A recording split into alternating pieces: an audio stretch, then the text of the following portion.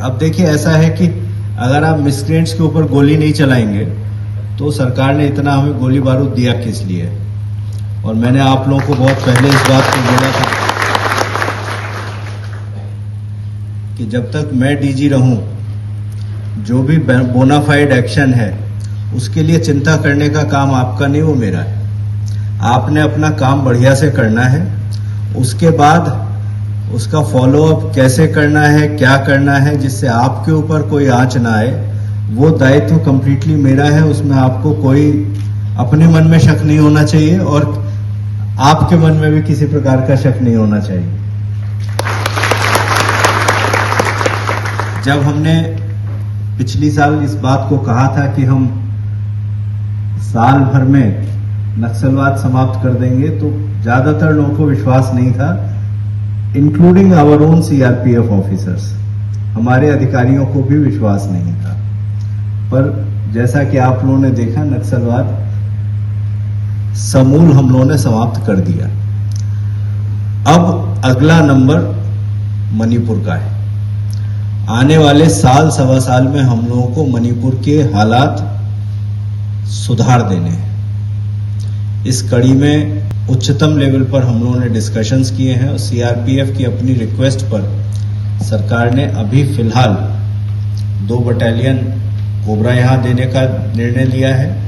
और भी हमने बहुत सारी बातें सरकार को बताई है, मैं अभी कहना नहीं चाह रहा, क्योंकि जैसे जैसे हो जाएंगे आप लोगों को पता चलता जाएगा कि किस प्रकार से हम लोग सीआरपीएफ, और सीआरपीएफ के लिए होगा तो अन्य बलों को भी उसका लाभ मिलेगा, किस प्रकार से हम एक ऐसा सिचुएशन क्रिएट करें कि मणिपुर में हमारे जितने भी साथी यहाँ पोस्टेड हैं उनको किसी प्रकार से ये ना लगे कि वो ऐसे एरिया में पोस्टेड है जो डिफिकल्ट है, लेकिन उनको वो सब सुविधाएं नहीं मिल रही जो बाकी एरियाज में मिल रही हैं। मुझे आशा है कि आने वाले 1 से 1.5 महीने के बीच इसमें सब्सटेंशियल चेंज होगा। अब हम आने वाले समय के लिए तैयार होना पड़ेगा हमको।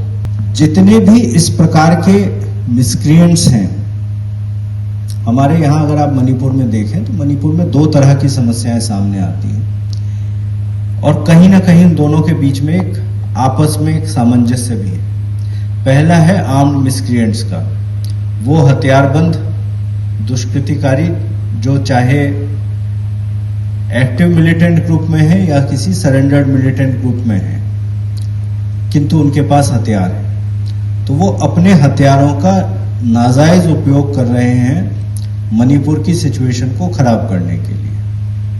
दूसरा उनसे कनेक्टेड लॉ एंड ऑर्डर का इशू है और कहीं ना कहीं ये हथियारबंद जो लोग हैं वो इस लॉ एंड ऑर्डर को बढ़ावा देते हैं। और लॉ एंड ऑर्डर में जो लोग आते हैं वो उन जो हथियारबंद लोग हैं उन हथियारबंद लोगों को एक इस प्रकार का माहौल प्रदान करते हैं जिस माहौल में वो यहां पर अशांति फैला सके।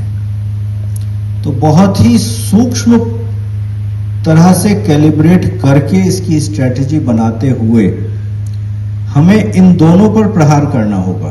कोई भी ऐसा इंसान जो हथियार लेकर सिविलियन इलाके में घूमता है उसको हमें न्यूट्रलाइज करना होगा। मैं बहुत क्लियरली बोल रहा हूं, इसमें किसी के मन में कोई किसी प्रकार का डाउट नहीं रहना चाहिए कि कोई अगर हथियारबंद बंदा सिविलियन एरिया में घूम रहा है तो उसको हमें न्यूट्रलाइज करना ही है।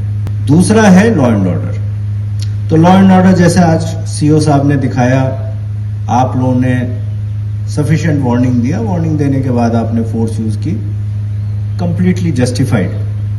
यही अप्रोच हमारा होना होगा कि हमें एक सफिशिएंट वार्निंग देनी होगी और सफिशिएंट वार्निंग देने के बाद भी अगर हालात नहीं सुधरते हैं या लोग नहीं सुधरते हैं तो हमें फोर्स यूज करना होगा। लॉ एंड ऑर्डर के विषय में मेरा एक अपना ऑब्जर्वेशन है, वह यह है कि शायद स्थानीय पुलिस को और बलों को, जिसमें सीआरपीएफ प्रमुख है, हमको मिलकर एक एडवांस स्ट्रेटेजी भी बनानी पड़ेगी, जिस स्ट्रेटेजी में हमको यह देखना पड़ेगा कि अगले 24 घंटे, अगले 7 दिन, अगले 30 दिन क्या क्या होने की संभावना है और उसको हम कैसे एट सोर्स रोक सकते हैं।